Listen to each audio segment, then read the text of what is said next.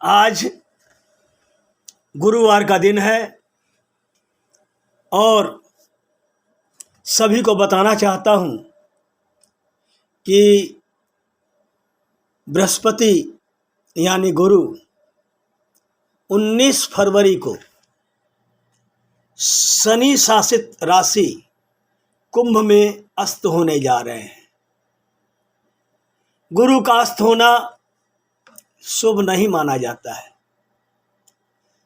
बृहस्पति को संतान, शुभ कार्यक्रमों, विस्तार, भाग्य और ज्ञान आदि का कारक माना जाता है।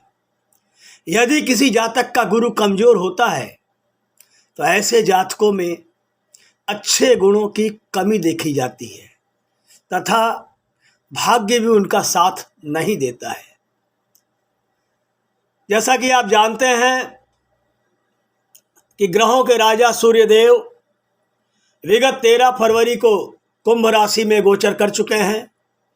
सूर्य के इस राशि में आते ही यहाँ पहले से मौजूद गुरु की शक्तियाँ क्षीण हो गई हैं।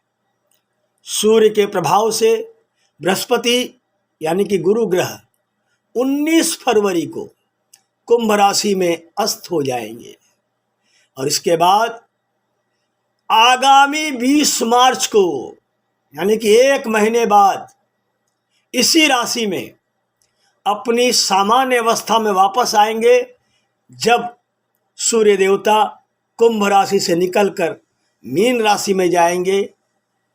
उस वक्त गुरु का तेज बढ़ेगा। शास्त्रों और ज्योतिष के अनुसार 32 दिनों तक गुरु अस्त की इस स्थिति के दौरान कुछ राशि के जातकों को सतर्क रहने की सलाह दी गई है। साथियों, 19 फरवरी 2020 दिन शनिवार सुबह 11:13 पर गुरु कुंभ राशि में अस्त हो जाएंगे और फिर 20 मार्च 2022 रविवार के दिन सुबह 9:35 पर इसी राशि में अपनी सामान्य अवस्था में वापस आ जाएंगे। अब इस अस्त का क्या प्रभाव पड़ेगा अलग अलग राशियों पर, वो ध्यान से सुनिए। सबसे पहले राशि चक्र की पहली राशि आती है मेष, एराइस। मेष राशि के जातकों के लिए बृहस्पति 9वें और 12वें भाव का स्वामी है। यह उनके 11वें भाव में अस्त हो जाएगा। इसलिए इस 32 दिन तक इन राशि के जातकों को थोड़ा संभल कर रहने की सलाह दी जाती है।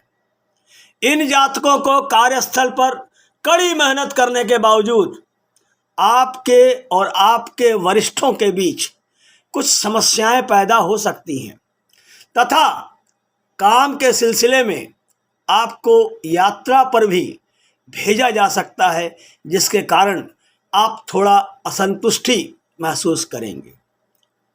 इसके बाद आती है वृषभ राशि। गुरु के अस्त होने से वृषभ राशि के जातकों के लिए क्या प्रभाव पड़ेगा वो बताता हूँ, क्योंकि वृषभ राशि वालों के लिए बृहस्पति 8वें और 11वें भाव के स्वामी हैं और उनके 10वें भाव यानी कि कर्म भाव में अस्त हो जाएंगे। इन राशि के जातकों को अपनी प्रयासों में बाधाओं का सामना करना पड़ सकता है। पेशेवर रूप से कार्यस्थल का असंतोषजनक माहौल आपकी चिंता का कारण बन सकता है। इसके बाद राशि आती है मिथुन। मिथुन राशि के जातकों के लिए बृहस्पति 7वें और 10वें भाव का स्वामी है। मिथुन राशि के 9वें भाव में जाकर के अस्त हो जाएगा। पेशेवर रूप से इस राशि के जातकों के लिए कैरियर में प्रगति संभव है। यदि आप साझेदारी में व्यापार कर रहे हैं तो इस अवधि में साझेदार के साथ कुछ समस्याएं आ सकती हैं, जिसका असर आपके व्यापार पर पड़ेगा।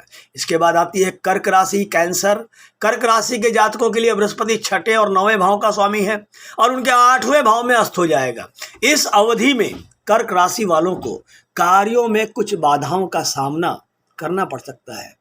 आप छोटे कार्यों को पूरा करने में अधिक समय लगा देंगे। इसके बाद की राशि है सिंह। सिंह राशि के जातकों के लिए बृहस्पति 5वें और 8वें भाव का स्वामी है और उनके 7वें भाव में जाके अस्त हो जाएगा। इस राशि के जातकों के मित्रों और परिजनों के साथ संबंध खराब हो सकते हैं और आपकी छवि पर भी नकारात्मक असर पड़ सकता है। इसके बाद की राशि है कन्या, विर्गो। कन्या राशि के जातकों के लिए बृहस्पति चौथे और सातवें भाव का स्वामी है। यह उनके छठे भाव में अस्त हो जाएगा। इस राशि के जातकों पर वरिष्ठों द्वारा काम का अधिक दबाव डाला जा सकता है। साथ ही नौकरी में बदलाव होने की संभावना अधिक है। इसके बाद की राशि है तुला, लिब्रा। तुला राशि के जातकों के लिए बृहस्पति तीसरे और छठे भाव का स्वामी है और उनके पांचवें भाव में अस्त हो जाएगा। इस दौरान कार्यस्थल पर काम के मामले में सहजता बनी रहेगी, लेकिन वरिष्ठों के साथ आपके संबंधों में कुछ समस्याएं आ सकती हैं और यही आपकी चिंता का मुख्य कारण होगा। इसके बाद की राशि है वृश्चिक। वृश्चिक राशि के जातकों के लिए बृहस्पति दूसरे और पांचवें भाव का स्वामी है और उनके चौथे भाव में अस्त हो जाएगा। इसके कारण आपको आर्थिक समस्याओं से गुजरना पड़ सकता है और पेशेवर रूप से कार्यस्थल पर आपको कुछ ऐसी समस्याएं जैसे कि आपकी काम की सराहना न किया जाना, सहकर्मियों का अधिक सहयोग न मिलना आदि का सामना करना पड़ सकता है।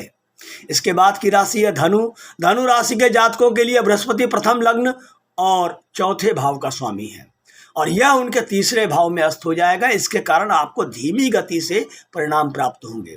और इसके बाद की राशि आती है मकर, कैप्रिकॉर्न।